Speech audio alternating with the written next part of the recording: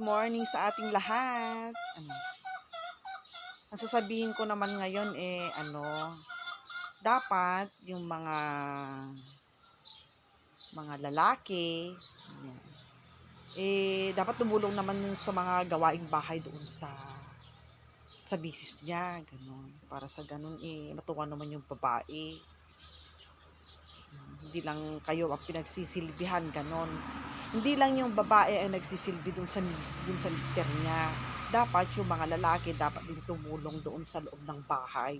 Para sa ganun, matuwa naman yung mga misis ninyo. Kung hindi nyo tinutulungan, syempre, alam niyo, hindi masaya yan. Naiinis yan. Minsan, nagdadabog pa yan, galit. No. Kaya dapat, teamwork ang family. Dapat nagtutulungan talaga dun sa mga gawain sa bahay. Para sa ganun masaya ang lahat.